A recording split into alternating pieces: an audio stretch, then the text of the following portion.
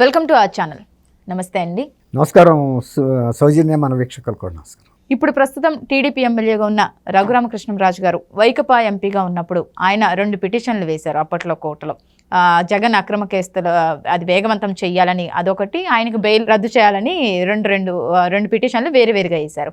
ఇప్పుడు అది విచారణకు వచ్చింది. కానీ ఇప్పుడు సుప్రీంకోర్టు ఈ కేసుల విషయం ఎందుకు జాప్యం జరుగుతుంది అని ఆగ్రహం అయితే వ్యక్తం చేయడం జరిగింది. అసలు ఈ విచారణ గురించి ఓవరాల్గా మీరు ఏం చెప్తారు?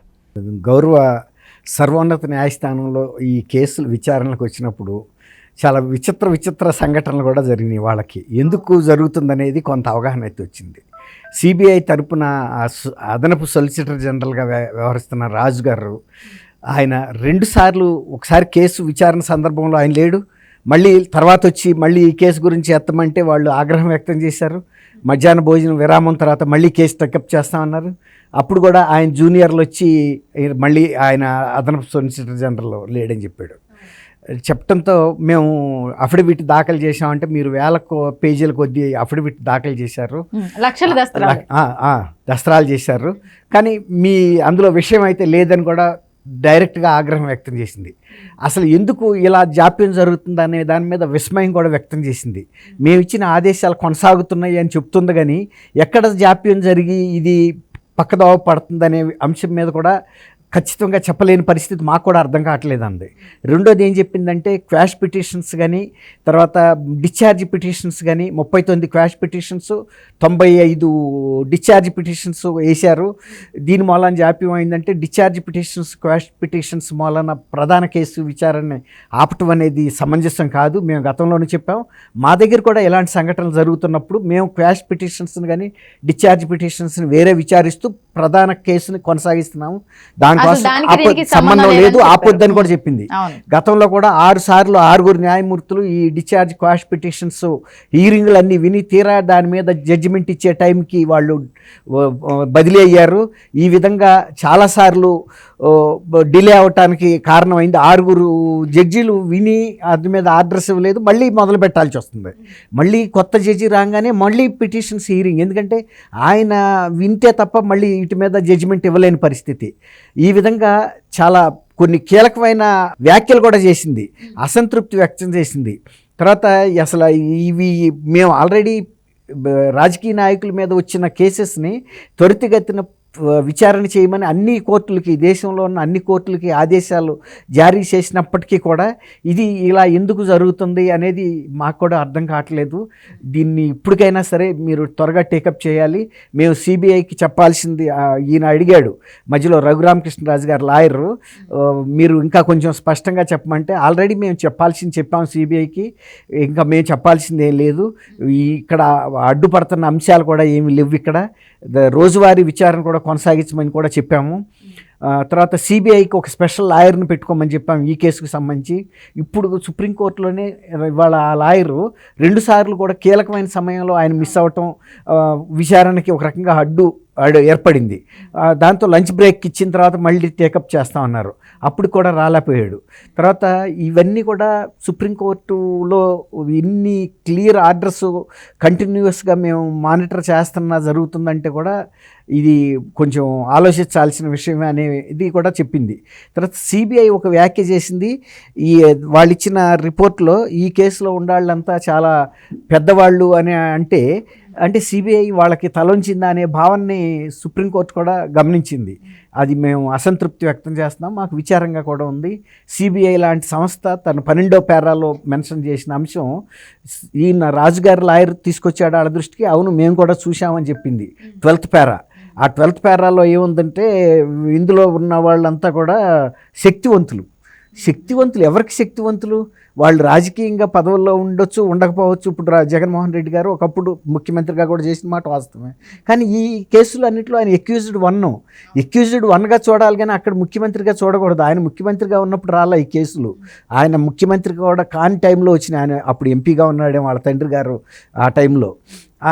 శక్తివంతులైతే ఆ మాట ఎవరన్నా ఒక సామాన్యుడు అనొచ్చు, కానీ రాజ్యాంగ వ్యవస్థగా ఏర్పడిన సిబిఐ లాంటి సంస్థ ఒక శక్తివంతుడు అంటే మేము ఆయన ఏమీ చేయలేము అనే భావనని వ్యక్తం చేసినట్టే సుప్రీంకోర్టు ముందు. అది కొంచెం బాధాకరమైన అంశంగా సుప్రీంకోర్టు కూడా నోట్ చేసుకుంది. మరి అంటే మనం సిబిఐ వాళ్ళని కూడా తప్పట్టడానికి లేదు. వాళ్ళకి తెలియకుండానే వాళ్ళకి మానసికంగా ఇది పెద్దాళ్ళ కేసు కాబట్టి మనం దీంట్లో పెద్ద స్పీడ్గా వెళ్ళకూడదని వాళ్ళే నియంత్రించుకుంటున్నారా అనే భావన కూడా కలుగుతుంది. ఎందుకంటే ఇన్ని రోజులు డిలే అవ్వాల్సిన అవసరం ఉంది ప్రాసిక్యూటింగ్ ఏజెన్సీ సిబిఐకి సుప్రీంకోర్టు వాళ్ళు క్లియరెన్స్ ఇచ్చారు. ఇప్పుడు వాళ్ళు కేసు డీటెయిల్స్ అన్నీ సబ్మిట్ చేశారు. ఇన్వెస్టిగేటివ్ రిపోర్ట్స్ అన్నీ సిబిఐ హైదరాబాద్ కోర్టులో ఉన్నప్పుడు వీటిని త్వరితగతిన చేయమని కూడా సుప్రీంకోర్టు ఒకసారి క్లియరెన్స్ ఇచ్చిన తర్వాత సిబిఐ వాళ్ళు ఇంకా ఆగాల్సిన అవసరం లేదు. ఒకవేళ కనుక గౌరవ సిబిఐ కోర్టు ఇక్కడ డిలే చేస్తుంటే కూడా ఏదైనా రీజన్స్ వలన ఆ రీజన్స్ని సిబిఐ కూడా సుప్రీంకోర్టు దృష్టికి తీసుకెళ్ళవచ్చు సుమోటోగా.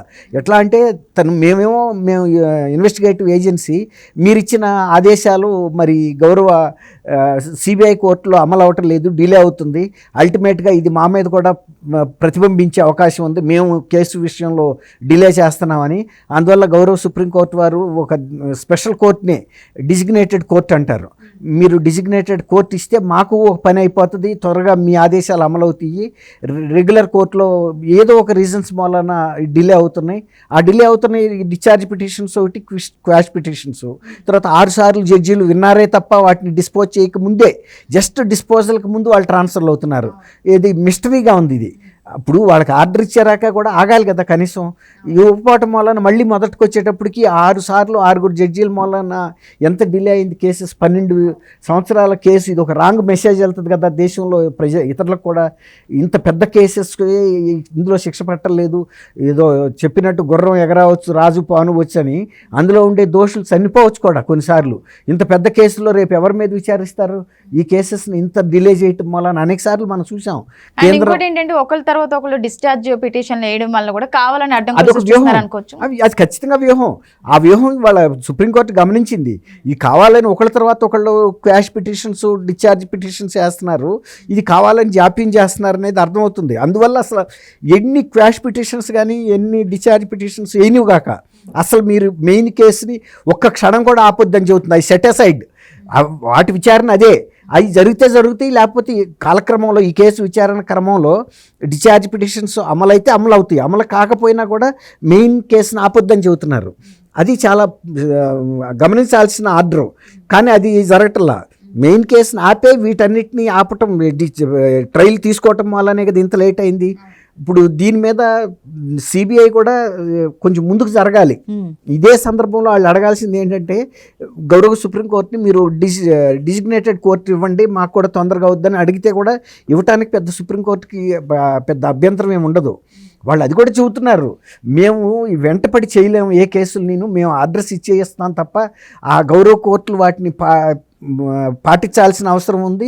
సిబిఐ వాళ్ళు కూడా కొంచెం చురుగ్గా వ్యవహరించాలని కూడా చెబుతుంది. ఈ అందరూ శక్తివంతులు అనే పిటిషన్ని సుప్రీంకోర్టుకి ఇచ్చిందంటే ఇది మా వల్ల కాదనే కదా. అంటే ఇంకేదైనా విదేశీ సంస్థలను పిలిచి వాళ్ళ ఇన్వెస్టిగేషను అది కొంచెం 3 జస్టిస్ త్రిసభ్య commission, justice Sanjay Khanna, justice Sanjay Kumar, justice Mahadevan త్రిసభ్య కమిటీ ముందుకెళ్ళింది, బెంచ్ ముందుకెళ్ళింది. ఇది నిన్న బాగా తీవ్రంగానే జరిగింది దీని మీద చర్చ. కాకపోతే ఇప్పుడు ఇచ్చిన ఆదేశాల మేరకి చురుగ్గా కదులుతారని మనం అనుకోవచ్చు. జగన్మోహన్ రెడ్డి గారు ఎత్తులైతే ఇక పారవు. ఆల్రెడీ ఒక స్ట్రిక్ట్ ఇన్స్ట్రక్షన్ అయితే ఇచ్చారు. వీళ్ళ వ్యూహం ఏదైతే ఉందో డిలే చేయడానికి ఇది చేస్తున్న డిశ్చార్జ్ పిటిషన్స్, క్వాష్ పిటిషన్స్ ఎత్తులకి పారవు. ఎన్ని వేసుకున్నా కానీ మెయిన్ పిటిషన్ ఇప్పుడు ట్రయల్కి ఖచ్చితంగా హాజరు కావాల్సిందే. ఖచ్చితంగా హాజరు కావాలా లేదనేది ఇప్పుడు వాళ్ళు నిర్ణయిస్తారు. ఇప్పుడు గతంలో ముఖ్యమంత్రిగా ఉన్నప్పుడు ఆయనకు మినహాయింపు ఇచ్చారు. ఇప్పుడు ఆయన ముఖ్యమంత్రి కాదు కాబట్టి ప్రతిరోజు నేను రావాలంటే 60 లక్షలు ఖర్చు అవుతుందని చూపించాడు ఆయన సెక్యూరిటీకి. ఇప్పుడు ఆ అవసరం లేదు కాబట్టి వ్యక్తిగత మినహాయింపుని తీసేయచ్చు. అది సిబిఐ కూడా అడగాలి. గతంలో ఆయన ముఖ్యమంత్రిగా ఉన్నప్పుడు ఇచ్చిన మినహాయింపుని తీసేస్తే త్వరగా కోర్టు ట్రయల్ జరుగుతుందని సిబిఐ కూడా అడగాలి. Okay, thank you. మా సౌజన్య, మన వీక్షకులు కూడా.